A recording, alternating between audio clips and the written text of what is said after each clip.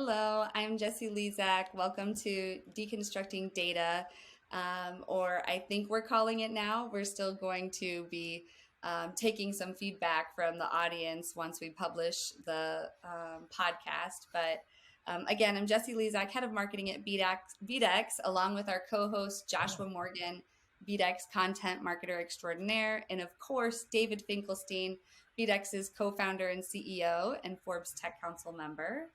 Today's guest is Fariba Zamaniyan. Thank you for being here, Fariba.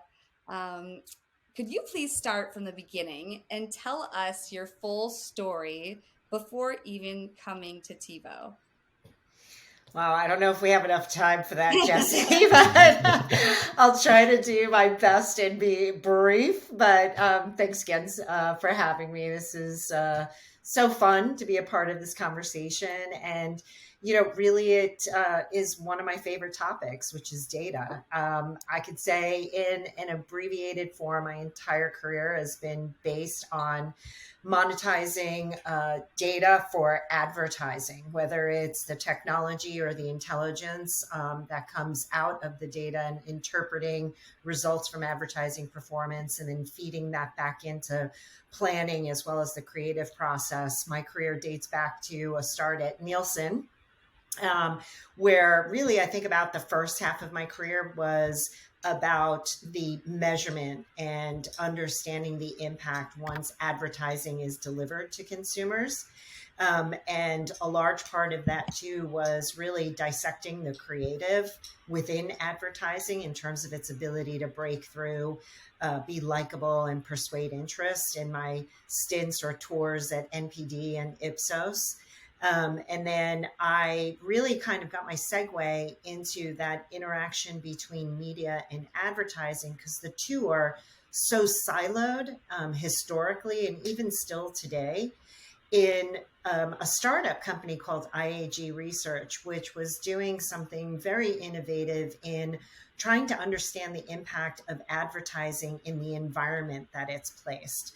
And we had come up with a metric called program engagement, which tied together the programming environment with the opportunity for an ad to break through and persuade interest, which was really the early days of defining targeted audiences that went beyond demographics and geographics, which are the standard approaches to quantifying not just what's the size of an audience to reach, but also how the currency was dictated on how much it was going to cost to place an ad in those environments. So I did a second tour at Nielsen because IAG got acquired by Nielsen because this metric was so revolutionary and very rapidly adopted, particularly on the publisher side or the content side of business.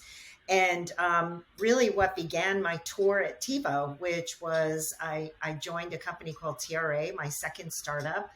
And it was one of the founding fathers of aggregating big data directly from a set-top box to passively collect how video content was being consumed without asking a survey question or, pushing a button on a box in a room to start capturing what your activity was in a live and a time-shifted environment with linear TV.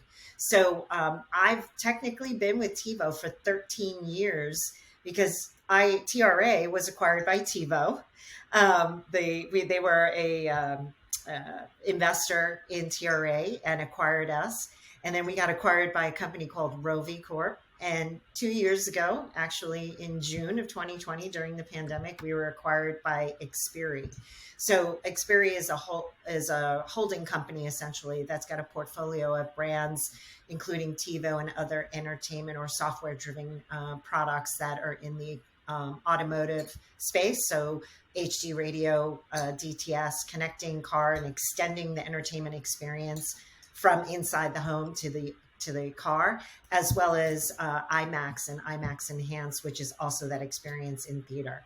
So try to do it briefly. There's a lot of stuff in between, but at the end of the day, it's really been a career that's been based on the utilization of data to really impact and leverage technology to impact how we think about advertising from the creative process all the way through to the measurement of its performance, and working with great folks like BDAX to bring it into the digital age.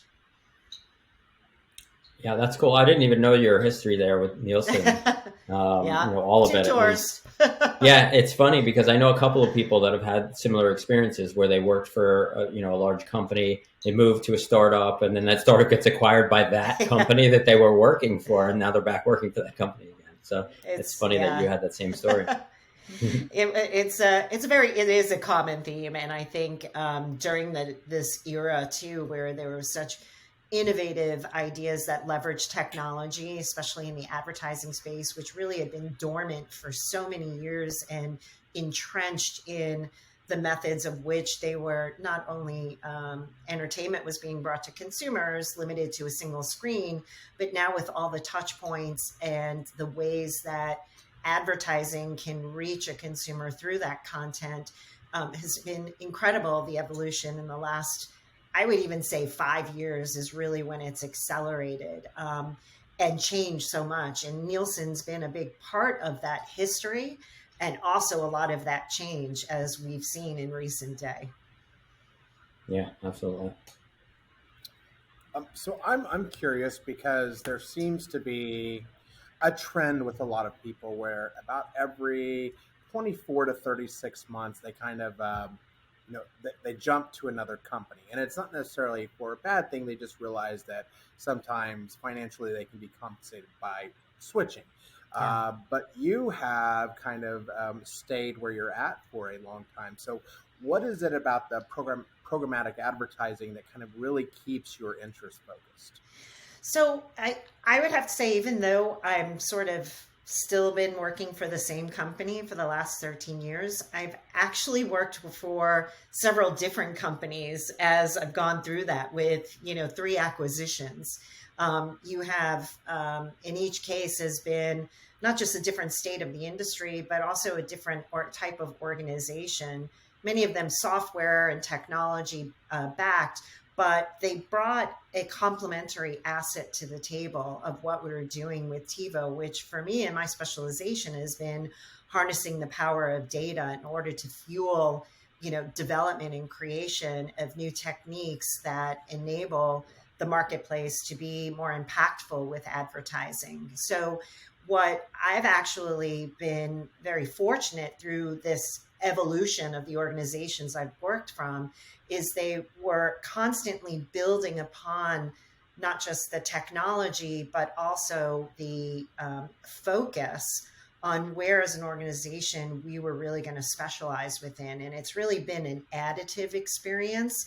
It hasn't been one that's been, okay, now we're going to cut and shift. And yeah, there's some of that. But in essence, what I've done, the organizations that have acquired over the years really been building upon this foundation of, advertising is changing. We, as an industry, have to adapt to it. And this organization has been incredibly supportive because we also have the back-end software. We have the resources, we have the partnerships that enable us to move and grow with the industry. Now, we may not be doing so at the speed we always want to be, and being as agile, because the bigger you get, the less nimble you somewhat become.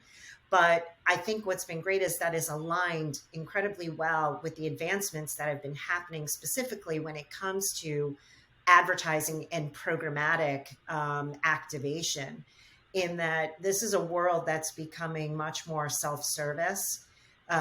We are figuring out and this is, when I say we, I'm talking about all of the parties that are active within it. Particularly, you've got advertisers who are at the end who are trying to place their brand messages within content, long, short form, display, static ads, etc. They have their agencies who are actually negotiating and actually executing against those plans and that vision. And then you've got all of the different techniques in between of how you can get to the consumer in terms of the means of activation, which used to be very manually driven. They were managed service based. the control was mostly left to the publishers in terms of the content and what they were going to offer. And then the agencies negotiating and handshake deals, where now you have this evolution of bidding systems and inventory that is going to come off the shelf based on demand. And so that supply and the cost for that supply is now being driven by a negotiated relationship through machines, which are all being data driven. So now it removes the time that it would take, because there was, you couldn't make a lot of changes because they were handshake deals, took place once a year. And now we're able to, and I'm talking about the video, of course, the video component, which has historically been dominated by just linear television, because in the digital world, we're trying to replicate that world in video, long form video. And I think as an industry now, we're really figuring out, especially as companies like BDEX are surfacing, to make that process easier of connecting the dots and the different touch points, that we can, as an advertiser, reach a single target consumer across all their devices and eliminate as much waste as possible. Because ultimately it's about waste elimination, and that's the risk aversion that agencies are hired to pursue. So hopefully I answered your question, maybe with a little bit more additional information, but I think that I've been fortunate in riding the tide with the change and still having the ability to really focus on what will probably be our future in how video advertising is planned, bought, and executed. Yeah. So, actually, Joshua, going back to what you asked, Fariba, I think that, to her point, when you're with a company that's constantly changing and evolving and growing with the industry, it's not like you're with the same company. You're not doing the same thing all the time. Yeah. And to your point, you get a lot more longevity out of people with a company that is constantly moving with the industry, because you're constantly doing new things, right? I mean, you're not doing today what you were doing, even 5 years ago. So that's right. That's how you see a lot more longevity with people and companies, when those companies are actually moving with the industry, or even, ahead of the industry in many cases too. If companies want to keep their people, they need to do like mergers and acquisitions, or they just need to keep up, right? I mean, when you're doing the same, right? When you're doing the same thing every day, and that rest of the industry is going here, and you're just still sitting over there, well, then people are going to start leaving and being like, well, we're not doing, we're not in the leading edge of the industry, right? And so they start going to the companies that are. Exactly. Yeah. And I think I also just add one final note on that. I think it also says a lot about, TiVo as a brand. And I want to mention this because I think it's incredibly important. I think we were the original disruptor. When we launched the DVR 25 years ago, it was revolutionary, because this was the first time we were giving consumers control of when they could watch programming when they want to watch it, and not just be tied to, okay, I got to watch at this time slot or else I'm going to miss the season premiere of my favorite show, or the game and the highlights of the game, and you can play back and watch. I mean, that's really what today's world is about in terms of app-based viewing and connected televisions and over the top and all the ways you can get to video, is that consumers have that control. It's on their timeline. It's on when they want to, which is the same premise. It's now, we've evolved from that DVR all the way through to this new world where we've got software that provides search and recommendation for those apps. We have a media player and more things to come. So I think it also speaks to the innovation, but also, the belief in the brand. And I think that that's really where my loyalty lies too, is it's an incredible brand that I feel very strongly about. Love it. I know for me that we got real excited about the DVR because, and I know this hurts the feelings of some of the advertisers, but we could skip the commercials, Yeah. but we could start like binge watching. because you could save up your recordings for like 5 and 6, be like, because there was nothing worse than you like get to the end of it and you're just like, man, I just need one more episode. I need my I need one more episode. Oh my Mhm. gosh, no kidding. Yeah. Well, we were So actually even tracking binge viewers long ago with the team. It was amazing. Like I look back and I'm like, wow, this is the same kind of behavior. But and Yeah. also a little anecdote too. It's amazing when we were first analyzing the data, the return path data coming from the DVR, and of course people are like, well, people fast forward commercials. That's not the majority. Some people really actually do like commercials, or they're just lazy. They use it as an excuse to go to the bath. I mean, so you may not get a captive audience, but I think it's a big misconception too that everybody who has it just fast forwards. I mean, look at today with SVOD. A lot of people are willing to give up their non-ad supported to go to an ad supported form of the same application in order to save some money. So I think it's also a function of human behavior. Yeah. So I am eternally curious about what people do, and so just out of curiosity, what does and I hate to say what does your day to day look like because every day is totally different, but what does your week look like at TiVo? Well, I have to say, like everybody who's made a transition. Actually, no, let me take that back. No, my days are always like this. Working from home is truly no different. Lots of meetings. So I lead our sales team for our data and advertising business. So when you're, kind of cross leading in a management role, you obviously have a lot of interaction with your team, your direct reports, and this is a very active industry. So we've got a lot of opportunities that we're seeking and relationships on several sides of the table. So my day is spent lots of times coaching, working with my team, supporting them in all the different ways that are needed. So I would probably say about 30 to 40% the given day is that.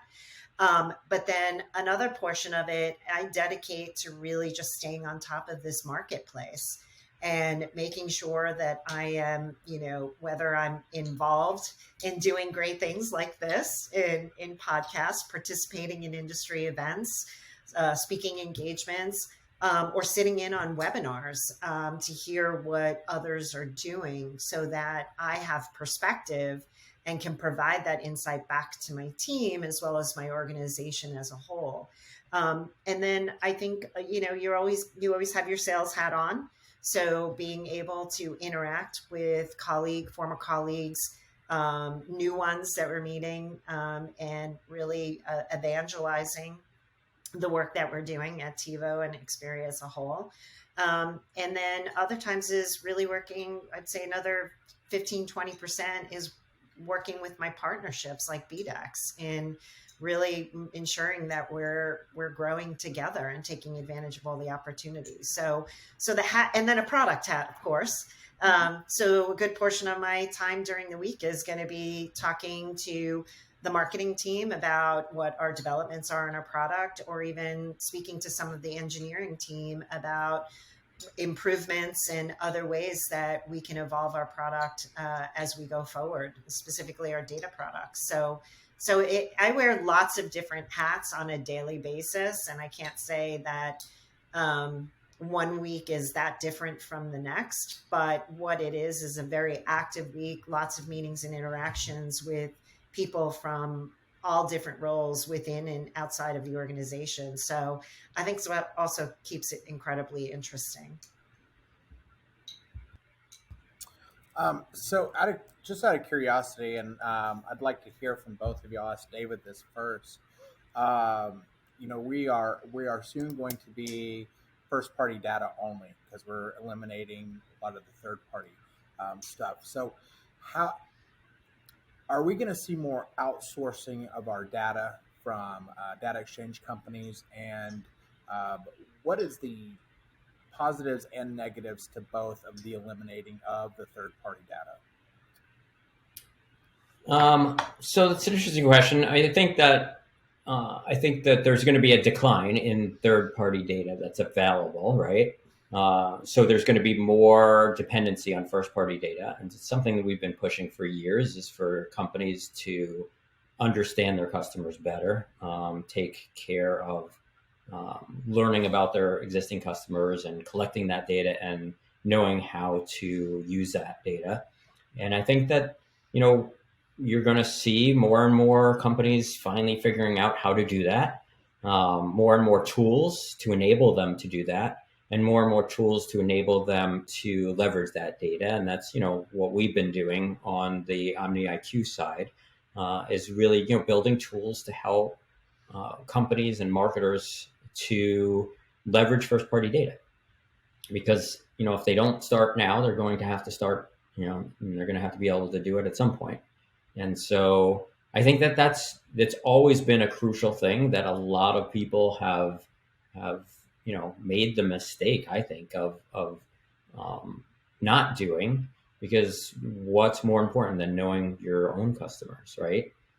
If you know your own customers, then you can really, understand who should be your customer. And, the goal is to find more customers, right? That's what everybody's trying to do. And so just using third-party data and using propensity models and things like that are supposed to tell you who might become a customer is not nearly as strong as leveraging data that you can collect on your own, by just understanding your own existing customers. And so, it's the trend. That's where we're going.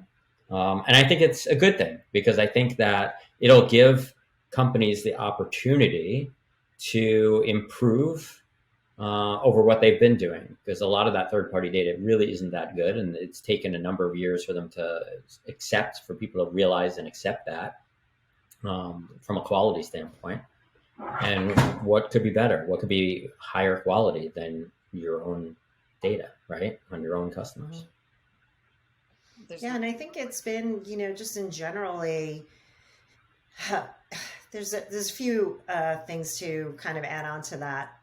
I think one has been the comfort level when it comes to sharing first party data with an outside source, for example, to help whether it be devising specific targets and then executing advertising against them, is that level of, because privacy obviously is the main and key concern. And I think that, given the various techniques and products like what BDEX has brought to the table, that are going to bring more confidence to the use of these first party data sets and not infringing upon the privacy rights of the customer base. And I think that is a growing comfort level, because now we are much further ahead today than we were even when I started working with first party customer lists, a decade ago. So I think that's one part. I think the other benefit for the client or the owner of those first party is there's a tremendous amount of work that goes into customer segmentation. When building a brand plan and determining, okay, who is my brand essence in terms of the target base, and here's the primary, and okay, here are like 4 or 5 other groups that are going to continue to contribute to that. I think there's historically been a tremendous amount of work that goes into building those segments and then devising creative or advertising copy to resonate with those groups. But where things would fall apart is that the media and how they're reached, how frequently or how integrated that campaign is against that same target, is where things would sort of fall apart, because there wasn't the capability of doing that type of hyper-targeted outreach or integration of media execution also didn't exist. And that's not the case anymore.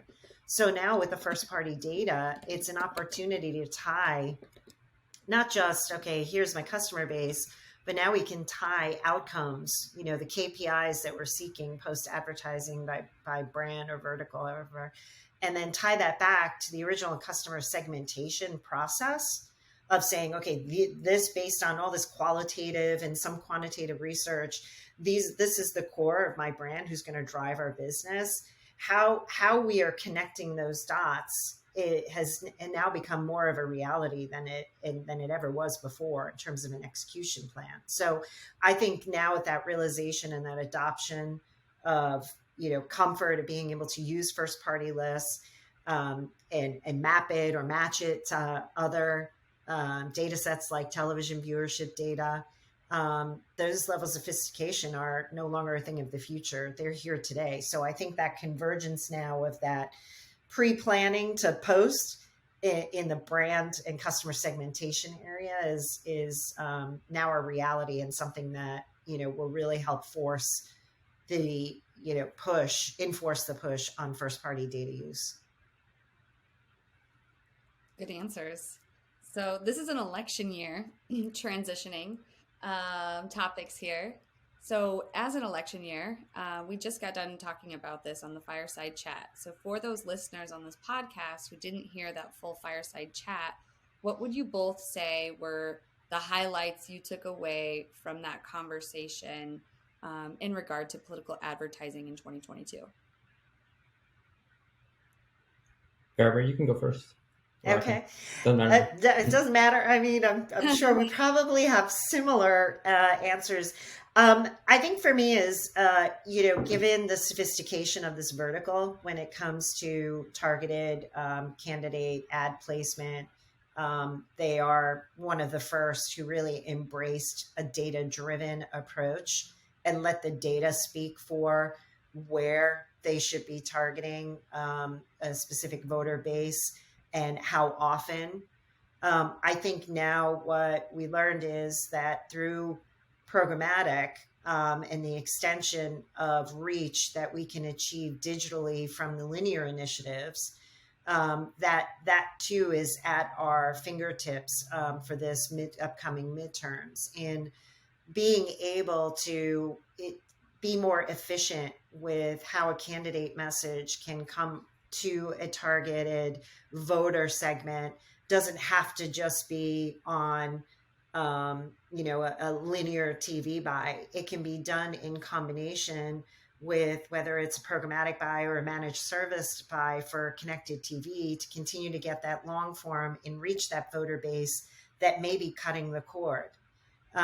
Or that may be missed given the environments that they're able to afford or where they're airing. So, as well as competitive conquesting, to target someone who we know may be exposed to a competitive candidate's message. You want to retarget them on their digital device. Those capabilities are now available and can be leveraged with efficiency through the audiences that TiVo and BDX is building together and making available this upcoming election. David? Yeah, those are great points. To your point, the last two presidential elections, there has been more usage of data than ever before for targeting, for reaching potential voters. And I think that what we'll see coming ahead of us is even more capabilities. I think that it could even be 3, 4, 5, 10-fold even the amount of data and the ability of targeting, the sort of the level of targeting that's available now over what was before. And so with the right efforts, I think that going into the next election, the candidates can really do a much more effective sort of targeted campaign across, it can literally be managed and coordinated across linear to CTV to mobile and web advertising, really in ways that couldn't be done before, and even across social as well now. And so I think that there's an opportunity now to do things much better, more effective, targeting consumers based on actual issues, based on behaviors and things like that, that could effectively bring more people to the polls than ever before, and I think that that's a reality. And I think it's just something that's just gotten better and better. every year. And, I just hope to see that come to fruition, because I think if it comes to fruition, then what you'll get is, what ultimately everybody really wants is, one, to hear more information about the issues and less, less generic messages, right, that are not targeted to people about the issues, and two, results at the poll, more people showing up at the polls. And so I think that we can achieve those things in the coming elections because of the changes that have occurred. And I think that this vertical, whether or not it happens for this midterm, perhaps it's going to be more for the national presidential election in a couple of years, is that, they lean very heavily on some basic diagnostic data about someone, whether you're registered to vote, and if you have a party affiliation, what district you're in, have you voted before, who do you vote for, those kind of develop the profile as to whether or not, the candidates in the upcoming are actually, gonna, who if you're a registered Republican, likelihood is you're gonna vote. But that's not always the case. To David's point, it's becoming more and more issue driven. And I think the last primary showed us that in some states like Virginia, that you had you were able to sway, they were able to, I forget the governor's name, but he was able to sway voters from the other side of the table, from the other party, because of the issue, which I believe was a lot of it had to do with mask mandates and children in school and vaccinations. And so I think to David's point is incredibly valid. And I think that there's a lot of data that can be leveraged to define those profiles that doesn't have to be the traditional. So for example, if we could take advantage of someone's viewing behavior and the types of shows that they watch, whether they're linear and OTT, it doesn't have to just be news, right? We know people that go to news are going to be the voting population, the average audience age over 70 years old. They're the ones who vote in every election. We know they're going. So they've got to be swayed from one side to the other based on issues, hands down. But with everybody else, which is a very large percentage of our population, there's got to be a way to get your message in front of them as a candidate that doesn't have to be in the traditional, local portion of the new local news pod, to get that 15 or 30 second slam in the next guy, or your opposing candidate. So I think there are ways to create, and sophisticated through machine learning, is to take the content that is being consumed by a specific voter type that we're trying to sway and look at all of the different entertainment they consume to come up with a different and better way to reach them with your message that may be in content that they're really engaged in and don't leave to get up and go to the bathroom.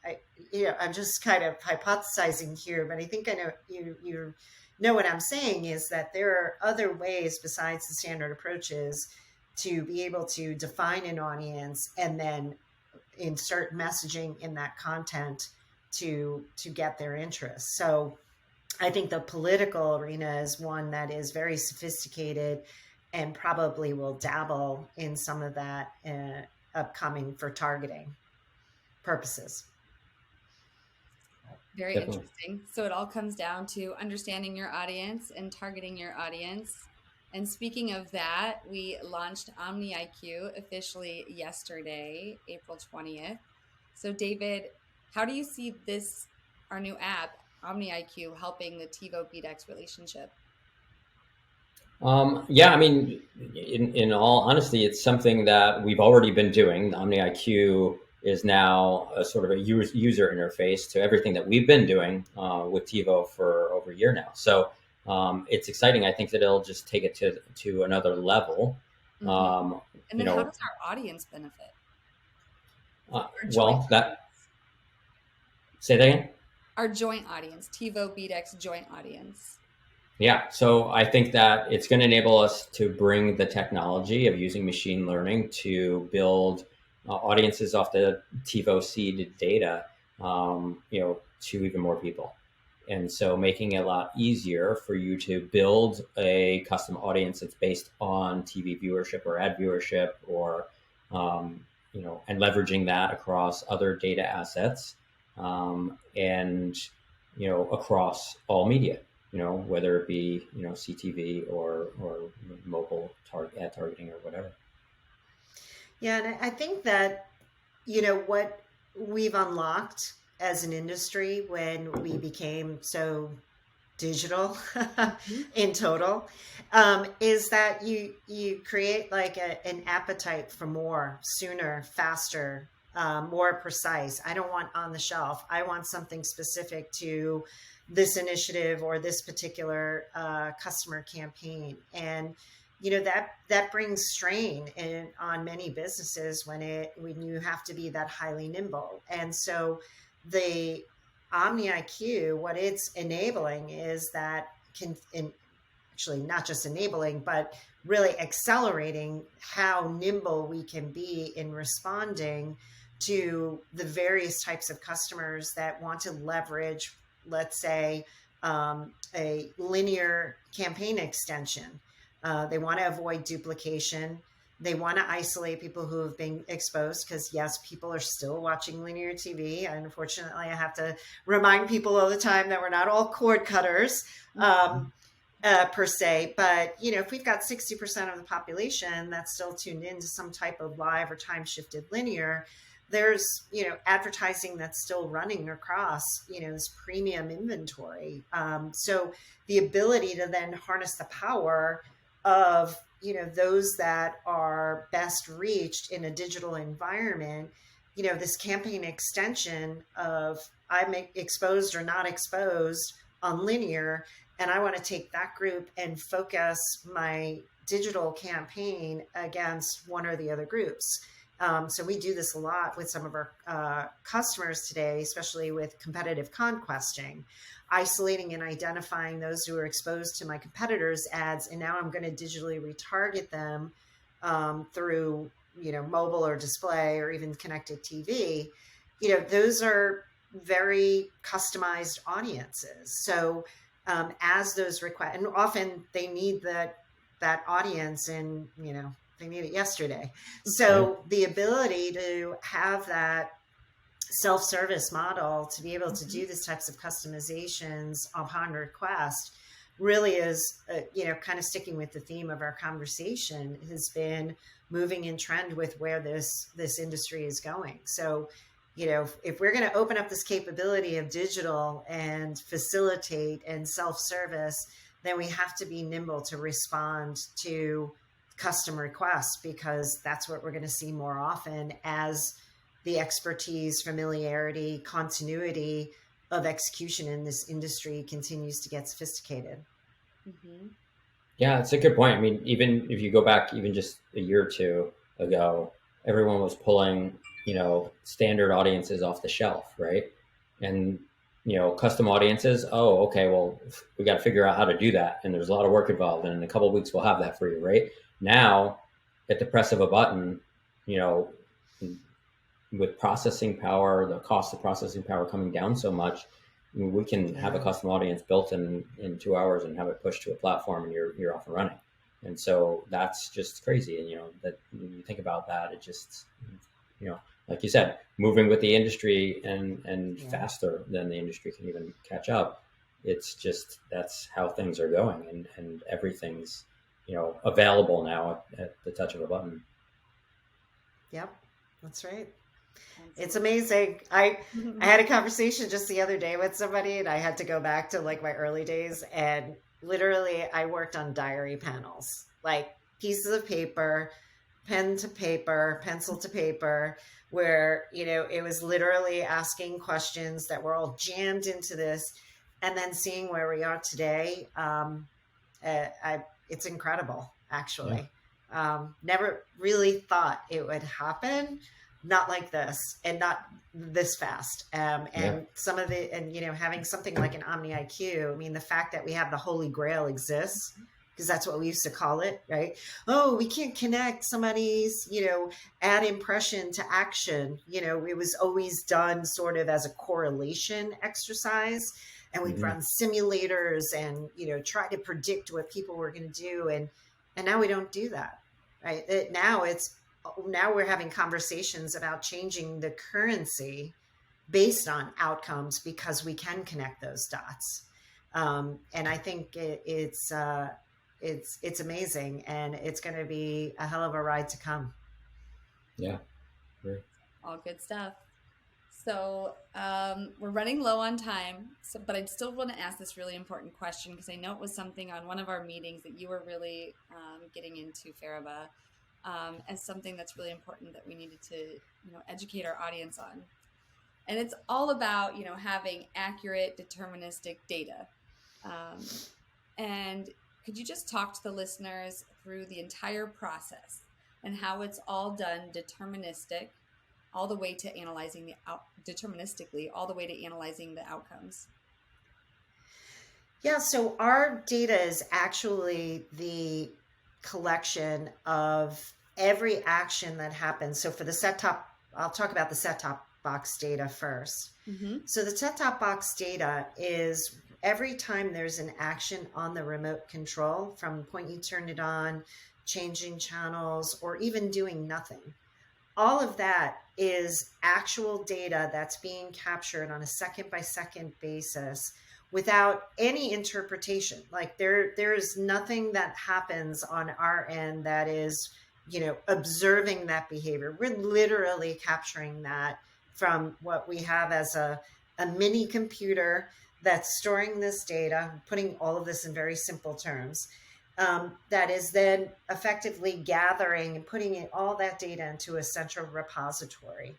And so when I say it's deterministic, is that we know as a fact that this action took place in this, household XYZ on device number 123, because that is literally the clicks that happen during this span of time from this device. And so its behavior was determined by the user action, the user press keys. So there's no guesswork, right? There is work that goes into taking what comes from one box versus from one provider type to another provider, et cetera, and putting it all together in one file. But deterministic data is really the true value. It's a true value of what action actually occurred without any interpretation. And we at TiVo also own metadata for programming schedule information. So we also do not need to have guesswork that says this was the program that was on air at this time, because we gather that information and also report back to the industry of what programming is on air at any point in time in any DMA or zip code across the US. So putting those two together, we're able to provide confidence to the end recipient that this is the actual behavior that was exhibited by this anonymized household and this anonymized device ID, and bring that back to the marketplace as observed behavior that didn't have any interpretation or fill in the blanks per se. Mm-hmm. And that's the data that ultimately, when it comes to building audiences that are based on truth, so that when we build advertising plans and execution against them, that we've eliminated as much risk as we possibly can in behavior veering different than what we expected, because the data that we have is really with confidence, like 99% confidence that person exhibited or household exhibited that behavior. So hopefully I'm explaining this well, mm-hmm. But it really is about that elimination of risk. When you start to move further away from deterministic data and more into probabilistic data, where there are assumptions that are being made, then the risk of the deployment of advertising against that group to get an expected outcome is going to increase. And risk comes waste. And waste is ultimately what we see is we didn't get what we paid for in terms of the return on investment. So at the end of the day, working with first party deterministic data, you're already on the right path to setting a truthful guideline to what and how and the potential outcome and impact that you can have on your target consumer. Well, thanks for going through that. David, anything you would want to add on that, or just anything else before we wrap up? No, I honestly, Fariba just hit the nail on the head with that one. I know, she's great. Been doing it a long time, but to be honest with you, in the early days it was hard to simplify, but now, as you get exposed to different audiences out there of different levels of sophistication, you just kind of learn how to try to simplify it as best you can. And I think in this business of advertising, it really just comes down to one thing: a positive return on investment. And whether it's you sell more or you reduce more waste, you can still achieve that same goal. Absolutely. All right. Well, anything more to add? If not, then in closing, I will say Josh's internet went out. So that's why it's the end of the day. It's like, I'm done. It's worked too hard today. Yeah. It's got smoke coming out of it like mine. No, I'm just kidding. But no, this was great. Anytime happy, all facets of data are welcome. It is, I am proud to say that I work in data. Long ago, I was not, because it seemed like, ooh, what is that, you geek or something? But now it, data's power. Data fuels the world and drives the world. And I think it's a very important topic that we should have more often for discussion. Mm-hmm. Absolutely. Well, we would love to get input from the listeners about what or who they would like to hear more about on our podcast. We absolutely plan to have Fariba back on, hopefully many, many times, because we always learn so much from you, Fariba. So thank you so much for joining us. Thank you. It's great. So if anyone listening does have any feedback, they can always reach us at info@bdex.com. All right. Well, thanks again.